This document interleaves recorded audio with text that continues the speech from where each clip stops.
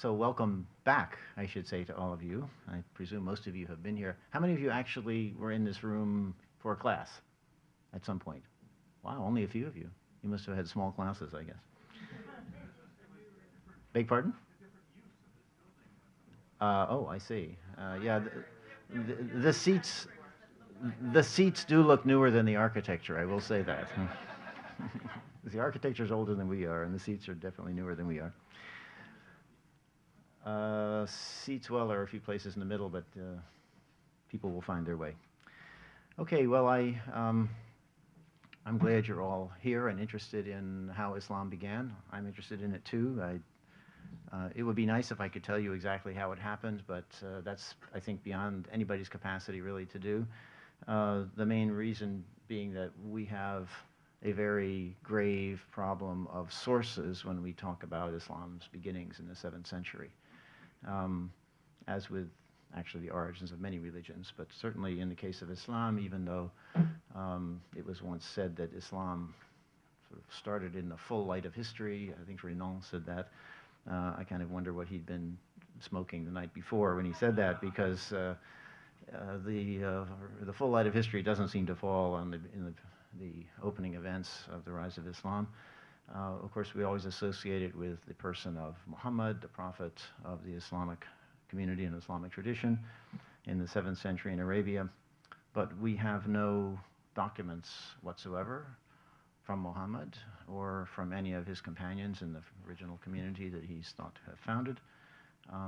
We have only very sparse references to the early events of the expansion of the Islamic community from early non-Muslim sources that could be taken as maybe quasi-documentary in quality. We have extensive narrations or stories about the origins of Islam in the Muslim sources, mostly in Arabic, but these are written down at least a couple of hundred years after the events. And so there's always the question of, is this what happened, or is this just what the people 200 years later wanted us to think happened? And there's often a great difference there. Then there's the text of the Quran, or the holy book of the Muslim tradition, which many people, including myself, think is a very early text and might be taken as having quasi-documentary quality. But it's not an historical text in the sense of something that's written to explain what happened. It's a kind of text of exhortation and pious guidance, religious guidance, and so on. And teasing historical factoids, you might say, out of this thing is anything but easy, and it's really not a very satisfactory source for the historian who wants to sort of figure out, as we might say, what actually happened. So we have a religious tradition that we know a lot about from these later narrative sources, but our picture then may not jive well with what actually happened historically. And the question for the historian, like myself, is what did actually happen, and how close can we get to understanding that? Of course, if you go to any encyclopedia or any textbook that talks about the history of Islam or the history of the Near East, you will find a very nice, neat picture of what happened. What I like to call the traditional origins narrative. But it's based on these later sources. So we just don't know in what measure still this is a reliable picture.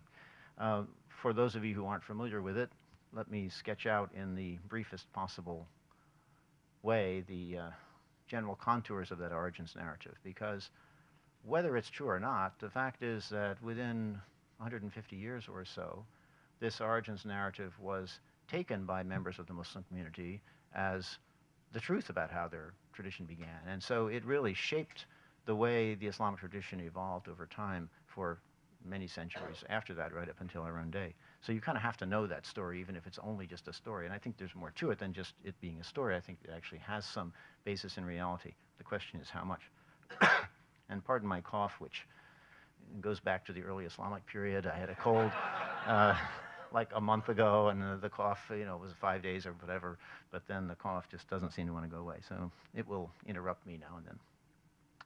So the traditional origins narrative, I guess we can say, begins best with the person of Muhammad, the person who's considered to have been the prophet by the Muslim community, whose traditional dates are somewhere like born somewhere around, say, 570, died in 632, the Common Era, and lived in Western Arabia,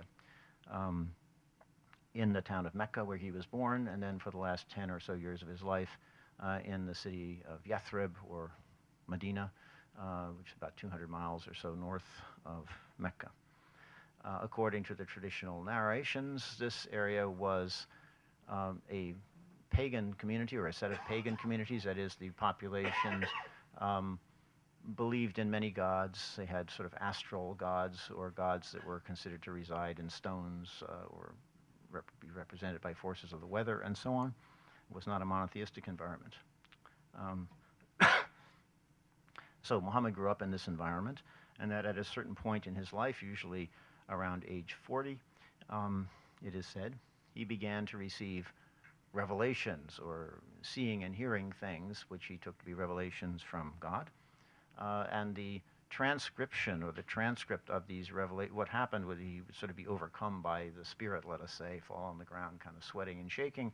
And when he snapped out of this trance, he had a passage sort of burned into his memory, and he could recite it. And the recitations then were soon written down by people and collected, and this is what constitutes the text of the Quran. So in the eyes of Muslims, the text of the Quran is the transcription of the very words of God as revealed to the Prophet Muhammad. So what did he begin to understand from these revelations? Well, the main thing he understood was that there weren't many gods. There was one God, Allah, which means simply God in Arabic. So it's kind of a misleading thing when people talk about how Muslims worship Allah. They don't worship God. Well, I mean, the Christians in the Arabic-speaking world worship Allah too, because it's simply the word for God. And when you look at the Quran and you see how this God is defined, you realize it's the same God that's being talked about in the Old and New Testament, in the Hebrew Bible and the New Testament. It is the God who created the world and created mankind, and sort of tries to guide us to proper behavior and ethical behavior. In any case, this was the basic revelation for Muhammad, was that, hey, all of these, this pagan picture is wrong. There's only one God that creates the world and creates us and gives us life and gives us the bounties that off of which we live as gifts, kind of grace of God, and that it is our responsibility to recognize God's oneness and to be grateful to God for his bounties to us, for giving us life and so on, and that anything other than that is really an affront to God. It's the gravest sin, shirk, as it's called in Arabic, associating things with God or pretending that something else is in any way equal to God. So that was the basic idea. This is what the term Islam seems to mean, means submission to the will of the one God. So you submit, you decide, I'm not so important. God is more important, and I submit myself to his will in my life. So it was a message of very strict monotheism, and it included, and of course based in the idea of prophecy, that is, that a prophet could sort of be in touch somehow with the divine spirit and receive guidance from God. It also had several corollaries or subordinate features that go along with the monotheism.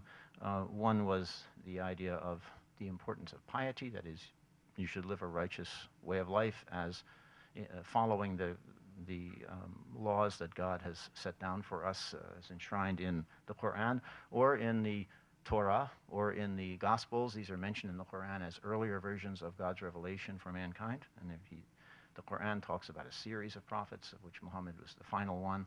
But there were earlier prophets that brought God's word to earlier communities, and the Muslim community is just seen as kind of the continuation of this process of successive revelations by God to different peoples.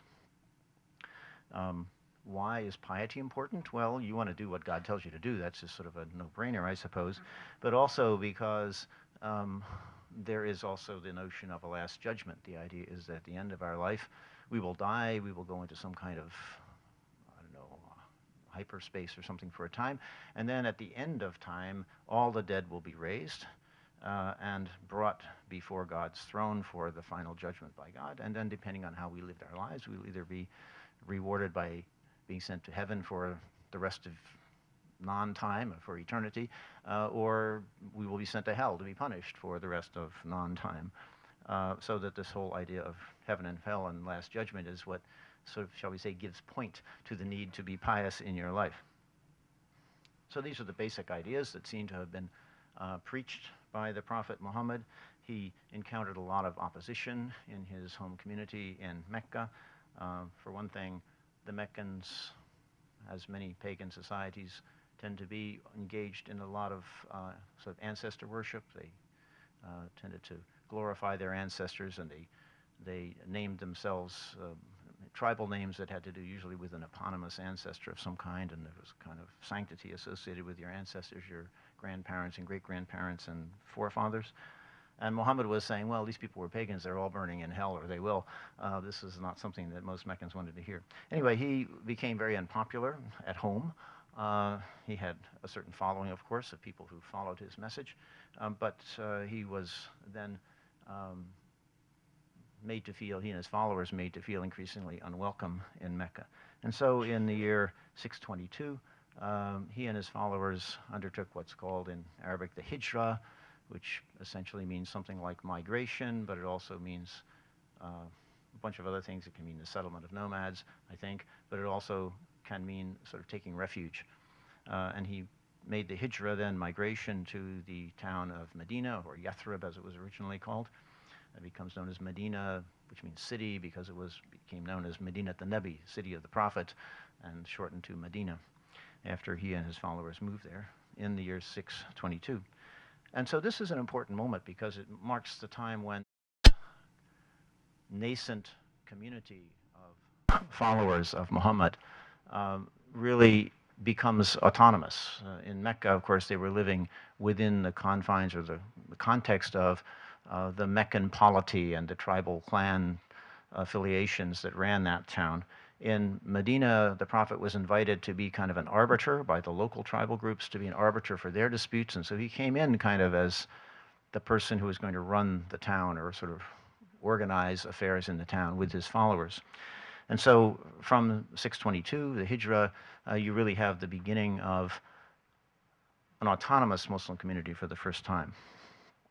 And once he arrived there, we read in our narrative sources that are the source of this nice, neat picture of Islam's origins. We read about how the Prophet faced some opposition in Medina too and overcame that opposition, how he consolidated his control over the oasis itself, but also over tribal groups that lived in the countryside around, brought them into the sort of community in a new way. And then by the end of his time, he was able to actually take over the city of Mecca, where he'd come from as well, and overcome. There was a lot of opposition with the Meccans, and he was able to overcome that and absorb Mecca into this new growing statelet or polity that he was constructing in Western Arabia.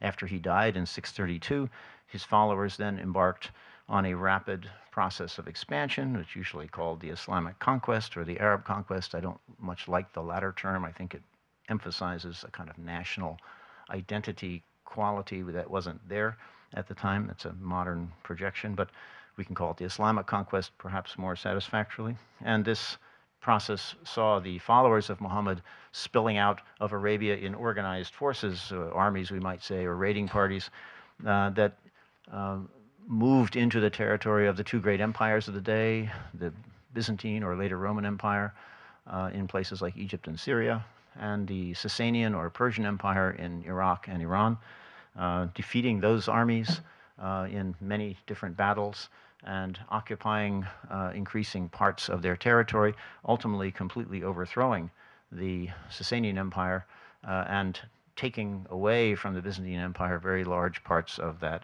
empire's territory, particularly what we might call geographical Syria, everything from southern Turkey down through modern Syria, Lebanon, Jordan, Israel, Palestine, and so on, all of that, and then from there into Egypt, and from there across North Africa, on the Sasanian side, occupying Iraq, and then pushing up over the next 40 or 50 years into the Iranian highlands, all the way across to the fringes of Central Asia and the borders of Afghanistan. So within about 50 years or 60 years, this new community had somehow exploded and taken over politically a vast part of the globe that had previously belonged to the two empires. And it's not easy to explain this. The success of this rapid expansion process. If you go to the Muslim sources or ask Muslim interpreters of their own history, they would say, well, this is because God was on our side, and it proves that, we were right. Okay. If you go to historians who look at it in a different way, they will struggle to explain how this happened or why it happened. They might say, well, the two empires have been battling each other for centuries, and they just finished some major wars, and they were kind of weakened, and then this sudden new force appeared on the horizon, and both of them were too weak to resist it. It's not clear, actually, how it manages to succeed, to what measure it has to do with economic issues, to what measure it has to do with zeal for a new faith tradition and sort of inspiring people to do things that they wouldn't ordinarily do. We still don't know, I think, a lot about it. Well, in any case, whether we know or not, this is the most sort of cursory kind of sketch, the story that you will find in a textbook or in an encyclopedia or entry on how Islam began. Now, one thing you'll notice is that this movement that we talk about as expanding so rapidly, begun by Muhammad, is called Islam, always in the textbook. Muhammad comes and he founds Islam or begins Islam as a new religious confession, and this is what the expansion is in the name of. That is, it's seen that Islam as a distinct religious confession is there from the very get-go, from the first day, you might say, of Muhammad receiving his revelations. And in particular, that this new faith tradition was very distinct from Christianity and Judaism, with which, on the other hand, it obviously shares a lot of things. If you think about what they have in common, you will quickly realize that they have more in common than they have differences. I mean, they believe in one God. They believe in the idea of prophecy and a revealed holy text that somehow is God's word, enshrined in some form in a written text. They believe in the importance of following God's law as revealed in these texts. They believe that there's going to be a last judgment and we're all going to be judged and go to heaven and hell. So it's almost like they're variants of the same religious package of ideas. When you compare it to, say, Hinduism or Buddhism, there's really no comparison. These three are like three siblings, Christianity, Judaism, and Islam, and we might include Zoroastrianism actually as a close relative also in this package, with all these common ideas that they share, very different from most other world religions. The problem is that when we look into the Quran to try and understand a little bit more exactly what is this new religious movement about, one of the things is, if it's so similar, if Islam is so similar to these other religious traditions, then how can we say that this rapid expansion comes because of the zeal for the new religion? All the ideas are already known. I mean, it wasn't like monotheism or prophecy or revealed sacred text was something new to people in Syria or Iran or Egypt. They'd known about this for hundreds of years. They were themselves mostly Christians or Jews or Zoroastrians, all of whom shared these ideas. So what's the big deal with this new faith? What's so new about it? When we go into the Quran, which I take to be the best evidence for at least the thought world of the early Muslim community, that is, it's the earliest text I think we have that comes from the community itself, where we can say, okay, these are guiding concepts for the community. We find some interesting things. One thing we notice is that, yeah, of course, the word Islam and Muslim are found in the Quran, but the text itself, the Quran itself, does not seem to be addressed to people who call themselves Muslims. It's addressed to people who call themselves mu'min or mu'minin, believers. Now, there's some connection between these two words, but believers is definitely the concept of being a believer is what matters. in the Quran. There are something like 1,000 different passages in the Quran that address themselves to, it's Ya ayyuhalladhina amanu, O you who believe, using the verbal form of this word mu'min, or just talks about the believers do this and the believers do that. The number of times that Muslim or Islam are referred to are far fewer, maybe 60 or 70 by comparison. So we have to ask ourselves, well, what does it mean then to be a believer? If Muhammad was actually starting, as I like to say, a believer's movement, because I think that's what the text tells us we have to think of it as, what does it mean to be a believer? We also see, I'll come back to that in a second, it's not just the time of the Prophet, and in the Quran that we see this. When we start looking at the very sparse actual documentary evidence for this new community as it expands outside of Arabia into Syria, into Egypt, into Iraq, and so on, we start to get 20, 30, 40 years after the death of the Prophet, we start to get some real documents. We get a few papyri from Egypt, we get a few coins that the believers themselves have issued. And so these are true documentary, true pieces of documentation that come from the time and place itself. And what do we see? Well, we see some inscriptions that talk about the leader of this community, a number of them, and he's always referred to as the Amir al-Mu'mineen, the commander of the believers. They don't call him the commander of the Muslims, they call him the commander of the believers, which confirms in my mind the fact that this community thought of itself as a community of believers, that this was the operative concept for them, believers, not yet Muslims exactly. And a little later, we even find around the 50s of the Muslim era, so that would be the 670s roughly, 40s and 50s, 660s and 670s, still very early in the life of this new empire or state. We begin to find a few papyri that talk about, that are dated, and they'll say, written in the year 46, min qada al-mu'mineen, in the jurisdiction of the believers, which again sounds like the state saw itself as a community that was erected to somehow impose the values of this new community in terms of judging disputes. Qada al-mu'mineen, the believers' jurisdiction. So this notion of believerdom, if you will, or being a believer's movement, I think is really, we have to say, the sort of basic concept that informs these people's self-conception. So who then were these believers? What did they believe? Well, again, the place to start, I think, is the Quran, because we don't really have any place else that we can go to find out for what a definition of a believer is. And when we look at it, well, it says, of course, the believers should worship God, and they should be mindful of God at all times of day, and they should do good works of various kinds. You should do this and shouldn't do that, and so on. This is to be expected. But some verses in the Quran make it very clear that some of the so-called peoples of the book, Ahl al-Kitab, the term usually, clearly means, from various passages in the Quran, it becomes clear that it means Christians and Jews, are referred to generally as peoples of the book because they had received their revelations earlier. And it makes it clear in some passages that some of the peoples of the book were among the believers, or considered among the believers, and would attain salvation on the last day. Now, this is a very interesting concept.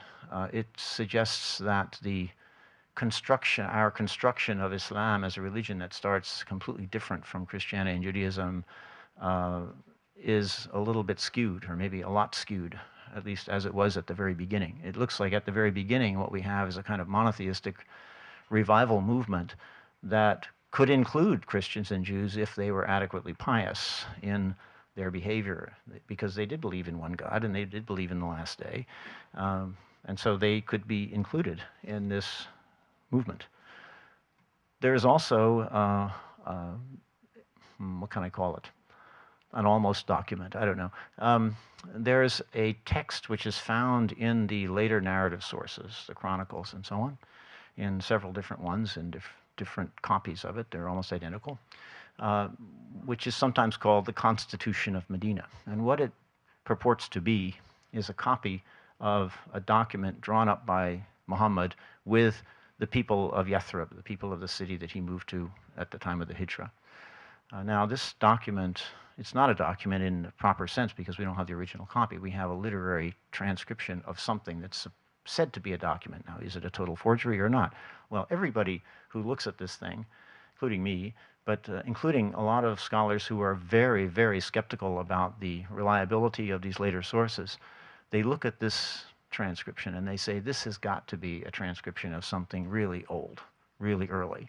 Because if you were at a later time trying to invent such a document, you would never invent it in this way. It has too many weird archaisms of language. It has too many strange things in it that can't be explained according to the sort of traditional narration of how things developed. You know, if you were inventing something later on to foist it back and sort of project it back to the origins, you would never have come up with this. So the general consensus is that this text is in fact something like a transcription or a partial transcription of an actual early document that somehow survived. And when we look at this thing, it's very interesting. One of the things we see in it is that it speaks explicitly of Muhammad's nascent community in Medina as including Jewish clans of Medina. It says there are these Jewish communities and they are part of the ummah, part of the community. We are one community apart from other communities, but the Jews are part of our community. So this also suggests that there's some way in which this early community of believers included many different kinds of people, perhaps. Maybe we might call them Quranic believers, people who had been pagans and who followed the Quran. And so they get incorporated into it. They would be sort of the standard kind of Muslims, we might say. But then there are also included in this community Christians and Jews, perhaps, who were adequately righteous or pious in their behavior and who became part of the community as well. This, of course, changes our perception of everything about how this community evolves subsequently, because when we see it expanding rapidly, if you think of it as a Muslim community expanding at the expense of, say, Jewish and Christian communities, you know, it's us and them, and the line is between Muslims on the one hand, Christians, Jews, and others on the other, well, you get a very kind of confrontational picture. If you imagine it as a kind of monotheistic revival movement, preaching to people who are already, in most cases, monotheists, like Jews and Christians, or quasi-monotheists, like Zoroastrians, and then seeing that some of those monotheists are actually part of your movement, it takes kind of the edge off it a little bit. If you were, for example, a Christian or a Jew in Palestine or Egypt, and these people came preaching to you, it wouldn't be necessary for you to give up your faith. You could become a believer, join the movement, and stay who you were. You could be a Jewish or a Christian believer in the believers movement. It was a kind of monotheistic, broader in definition than the traditional picture would, I think, allow. And when we look at the reports that tell us about the early empire that emerges under the so-called Umayyad dynasty starting in 660, the ones who come to run this thing, from the early Umayyad period from 660 to around 700, many different sources make it quite clear that there were lots of Christians in particular who were important in the early believers movement. Once it moves its sort of center of gravity from Arabia out to Syria, the capital becomes, well, somewhere in Syria. Damascus is often the capital, it seems. And when we look more closely, we find that there are lots of Christians serving in the military service of this new state, in the armies as it expands. And there are some really important high officials of the state, advisors to the caliphs, as we call them, to the Amir al-Mu'mineen, commander of the believers, who are Christians.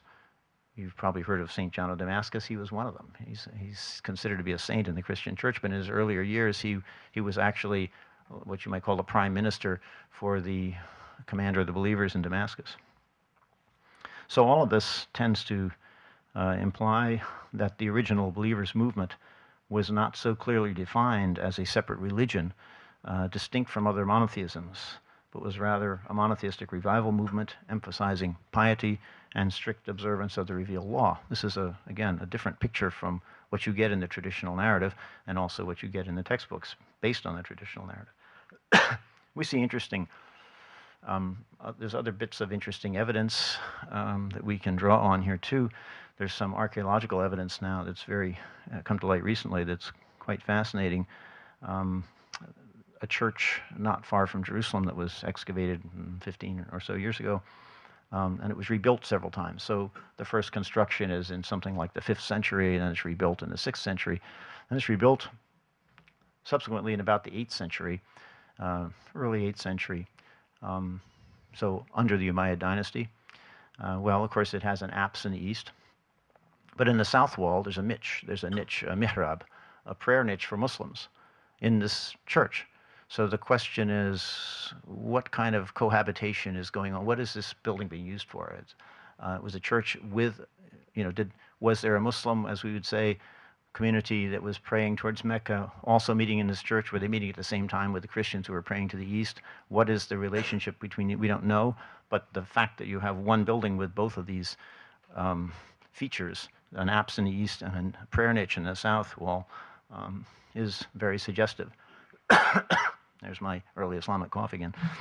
And we also find in the later narrative sources some very suggestive reports that say, well, of course, they couch everything in terms of we the Muslims. So they've already made this change into thinking of themselves as strictly as Muslims, different from Christians and Jews. They say when the Muslims arrived in Damascus, they took over the Church of St. John, the big church, which is now the Umayyad Mosque in Damascus. And they divided it in half. And the Christians prayed in one half, and the Muslims prayed in the other half. And there's a similar report about the city of Hama, I think, and maybe a couple of others. Now, we don't know exactly what this means. What kind of memory is this? Is this some kind of effort to explain or justify the fact that the Muslims ultimately took over the Church of St. John and made it into the Umayyad Mosque in Damascus, which I hope you all go have a chance to see someday when things settle down in Syria a little bit. It's a wonderful monument. It's still there. But it is very suggestive that there is this close association for ritual purposes of, the Muslim prayer hall and the Christian prayer hall, we might say, in the same place. We don't know how Muslim ritual evolved exactly. A lot of the basic Muslim rituals are mentioned in the Quran, but they're not defined or described in the Quran. It just bits of them are referred to, so we know that Muslims prayed in the Quran. So in Muhammad's day, they must have prayed, and we know that their prayer involved bowings and prostrations because those are mentioned, but it doesn't say how many prayers a day you have to do. It doesn't say exactly how you do the prayer ritual, and it may be that the way Muslim prayer evolved was very heavily influenced by the way Christians and Jews prayed in the late antique world, because certainly Christian prayer, at least in the late antique period, also involved prostrations and bowing and so on. So we don't know how this process of ritual crystallization in what becomes the early Muslim community took place, but the coexistence of these communities in this, what seems to have been a sort of open, more ecumenical, monotheistic revival movement is very suggestive. Well, this expansion of the early community and becomes an early state is a case of state expansion, and so it was a conquest that involved armies and defeats of others' armies, as I suggested, with defeat of the Byzantine and Persian armies, are recorded both in Muslim sources and non-Muslim sources. But most of the towns and villages of the Near East seem to have capitulated peaceably. In any case, there's no evidence of destruction in the archaeological record to mark this so-called Islamic conquest. Very few exceptions. The city of Caesarea was besieged, and we see that's reported to us in our chronicles, later Muslim chronicles, and we do see evidence of a siege in Caesarea. And there's a burning layer and so on when the city finally fell. But this is almost unique. In hardly any other place do we find any trace of a conquest, of a forcible change of rulers. Now, it isn't to say that there wasn't some force involved. If an army camped outside the city, you might capitulate and the city would stay intact. But the fact is that for archaeologists, it's sort of become now a commonplace to observe that the Islamic conquest is archaeologically kind of invisible. You cannot see it in the material record going from layer to layer in the archaeological record. It just doesn't show. no, the pottery doesn't change right away. There isn't a sudden change of material culture. There's no destruction layer to mark it. You don't know, which of course makes it much more complicated to date things. If you get something from a certain late and you say, is this late Byzantine or is this early Islamic? Well, it was pretty hard to know because the culture was the same for 50 years there, and you don't know which side of the apparent barrier between pre-Islamic and Islamic this might fall on. There doesn't seem to have been any, or don't seem to have been any demands either that people brought into this new state convert to something immediately. These Christians and Jews mostly who lived in these towns were already monotheists. So as long as they paid their taxes to the new government, everything was cool, right? They didn't have to make any changes. There was no need to convert to anything. They were already monotheists. If you were a pagan, then you'd have a hard time because, as I said, for the believers movement, the idea that there was one God and you had to honor that fact or acknowledge that fact was something that they wouldn't compromise on. But if you were already a monotheist, you were sort of, in a sense, already saved. You're already there. So it means that archaeologically, the record isn't going to show the conversion to Islam or the transfer to Islamic rule, as we might say, the rule by this new state that starts in Arabia and then spreads out into the Near East. When then can we really talk about the emergence of Islam? When does Islam really appear for the first time as a distinct religion from the matrix of the believers movement? As far as I can tell, this happens towards the end of the 7th century, say in the 690s or early 700s. And it's associated, I think, especially with the person of the Amir al-Mu'mineen, or commander of the believers, or caliph, Abdul Malik, who ruled at that time. What we see is, beginning at this time, is an increased emphasis on the importance of the person of Muhammad himself as the prophet, emphasizing his prophecy, which is something that, let us say, other believers like Christians and Jews might not have accepted so readily. This would have been a problem for them, perhaps. So the emphasis on the Prophet Muhammad and the emphasis on the Quran as the key sacred text were the things that are the kind of the hallmarks of a newly crystallizing sense of Muslims as a separate religious identity or confession distinct from Christianity and Judaism. And sometime around this time, I think, there's a kind of redefinition of the leading cadres of this community who were of Arabian origin. And they began to say, well, you know, these Christians and Jews who are believers, I'm not sure they're really believers, you know. Now, it's not clear, you know, they have some funny ideas about Jesus being God. It's very hard for us to accept this. And so I think what happens is that it's somewhere around this time, there's a kind of redefinition of the core group in the community as Muslims that defines the Christians and the Jews of the earlier movement out of the movement. So now they're no longer part of the movement, and Islam, as we can call it, becomes a separate religious confession. And I think they begin to focus on the term Islam at this time also as a way of finding a term that's in the Quran that is distinctive for them, the people who follow the Quran.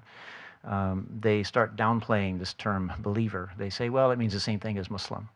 And they don't date anything any longer using this old formula with the Qada al-Mu'mineen, the jurisdiction of the believers. They sort of bury that terminology and they start talking about this, well, these are years of the hijrah, years from the time of Muhammad's hijrah or migration. That marks the beginning of our community. So they start renaming or relabeling things, practices and concepts that they had developed in the first 100 years or so in order to make them look distinct from Christianity and Judaism and other religious traditions, and to give themselves a kind of new coherence as a new religious community. So this shift from the believers' movement to Islam is, I think, a really important thing that takes place around the year 700. It's very hard to know, and it's also, I mean, I think it was probably led by official decrees and official policies. We see it, for example, in the Dome of the Rock constructed by Abdul Malik and his advisors on the Temple Mount in Jerusalem, that beautiful golden building that you know is there. And it has inside it mosaics with inscriptional texts, which are selections of passages from the Quran. And they've selected the passages from the Quran that emphasize the fact that the Trinity is not acceptable.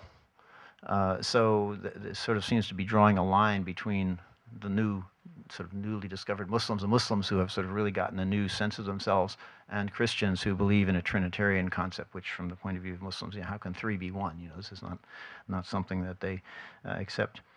On the other hand, it's also possible that this shift from believers to Muslims was something that was not entirely led by official policy from the top down and trickled down, but where the official policy was responding to a kind of more popular set of changes in popular opinion, that we're realizing that maybe among Christians and Jews, that these Arabian believers really aren't like us, and they're somehow different. So in any case, whether it was from the bottom up or top down or simultaneously both, we start to see this process of sort of differentiation, whereby Islam and Muslims can really identify themselves as a distinct community, even though they had begun in a much more ecumenical kind of movement that had a lot involved Christians and Jews, let's say, in the original foundational efforts. Well, of course, all of this means that when today or any period in the past we look at what is Islam, how is it constructed, and people always want to go back to the beginnings to see what something is about, right? Well, if you go back to the beginnings, as far as I can tell, you're going to find something really quite different. And it opens all kinds of, it creates problems sometimes for people in interpretive terms, especially for Muslims, but it also opens up all kinds of opportunities, I think, of creative reinterpretation of sort of how Muslims should behave today. Of course, as you probably know, one of the things about Islam today, and really ever since the time of the Prophet Muhammad, is that there's no single authoritative source for what Muslim doctrine should be. It's not like the Catholic Church where, the Pope makes a decree or an encyclical or something, and that's doctrine, and Catholics have to follow it. There's no such thing in Islam. There's no Pope in the Islamic tradition. There are lots of very learned people. Historically, were lots of different people who were very learned, but of course they disagreed about all kinds of things. And so you had different opinions. It was sort of the battle of intellectuals in the community, and whichever one seemed to be the most persuasive or important was the one that held sway, but different ones were always favored in different places. So there's no single Islam today, and nor has there been for centuries. And so a reinterpretation of the origins, of course, then provides even more scope for all kinds of flexible new possibilities for how Muslims might engage with the world around them today. I think I've talked long enough, and if you have any questions, we can entertain them. Thank you.